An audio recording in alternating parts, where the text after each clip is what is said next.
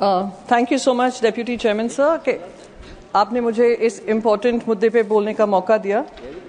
Sir ऐसी बहुत सारी बातें कही गई डिफ़ॉल्टर्स के बारे में, लोन राइट ऑफ के बारे में, बहुत सारी चीज़ें। मैंने सोचा कि मैं अपना पक्ष कुछ बातें रखूंगी क्योंकि ये जो बिल आया है अमेंडमेंट के माध्यम से आया है, इस भाव से आया है कि आम आदमी को किस तरीके से उनको और उनके बैंकिंग सिस्टम में सुरक्षा मिली जा सके, पर बनते बनते ऑन ग्राउंड ये सब खास आदमियों के लिए बन जाता है।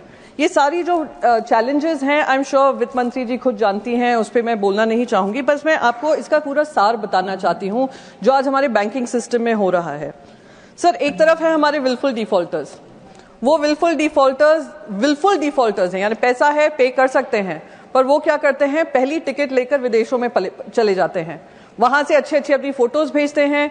कुछ विलफुल डिफॉल्टर्स हैं जो कहते हैं हमने तो इंडियन सिटीजनशिप भी त्याग दी है, नए कंट्री के सिटीजन बन जाते हैं, फिर हमारा देश जागता है, हमारी सरकार जागती है, फिर उनकी सिटीजनशिप रद्द कराती है।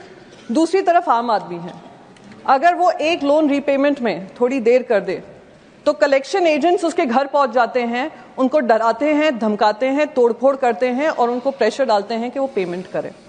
ये जो हमारे खास आदमी और आम आदमी की स्टोरी चल रही है सर दूसरी तरफ लोन्स राइट ऑफ हो रहे हैं। कितने लोन्स राइट ऑफ हो रहे हैं उसका आंकड़ा आई एम श्योर वित्त मंत्री अच्छे से जानती हैं, मैं उसमें पढ़ना नहीं चाहूंगी, वो नाराज हो जाती हैं बार बार हम जब बोलते हैं, पर हैं राइट ऑफ हुए हैं। उन राइट ऑफ लोन्स का तरफ जो लेते हैं ये लोन्स और राइट ऑफ होते हैं उनके, वो एक अच्छी जिंदगी जी रहे हैं, सुकून की जिंदगी जी रहे हैं। ठीक है, उन पे जो केसेस हैं वो चल रहे हैं, पर उनका कुछ उनसे खींचा नहीं जाता है। दूसरी तरफ हमारा जो आम आदमी है वो गारंटी पे गारंटी दे देकर, डॉक्यूमेंट्स पे डॉक्यूमेंट्स दे देकर एक लोन पाने की कोशिश करता है। आप स्टूडेंट लोन देख लीजिए, आप एजुकेशन लोन की तरफ देख लीजिए, फार्म लोन की तरफ देख लीजिए, मैं उस पर जाना नहीं चाहूंगी, आंकड़े मैडम के पास होंगे ही।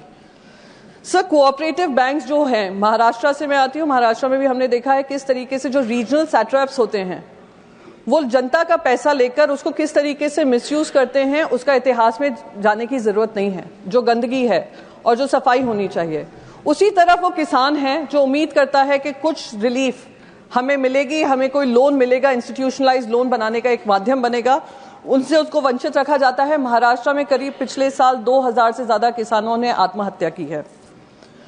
सर जो अभी कुछ ही दिन पहले बजट जब पेश किया गया था, प्रधानमंत्री जी खुद क्रिएटर्स इकोनॉमी की बात करते हैं, कंटेंट इकोनॉमी की बात करते हैं, कॉन्सर्ट इकोनॉमी की बात करते हैं, और एक बहुत बड़ा एक कार्यक्रम होने जा रहा है इंफॉर्मेशन ब्रॉडकास्टिंग मिनिस्ट्री की तरफ से, वेव्स का मुंबई में ही होगा। तो एक तरफ हम इस इकोनॉमी की बात कर रहे हैं, हम फंड्स एलोकेट करते हैं, और दूसरी तरफ अगर कोई स्टैंड अप कॉमेडियन कोई जोक कर दे जो हमारे पावरफुल लोगों को पसंद नहीं है, उनका सर विषय पर, हाँ सर ठीक है मैं खत्म कर रही हूँ, उनका विषय पे फंड एलोकेट हुआ ना, पर वहीं इकोनॉमिक एक्टिविटी को तोड़ फोड़ कर उस पर बुलडोजर चला दिया जाता है।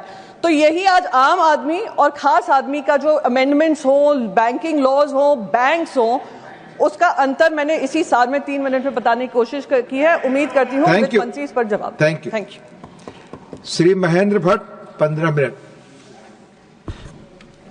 माननीय उपसभापति महोदय, मैं आपका आभार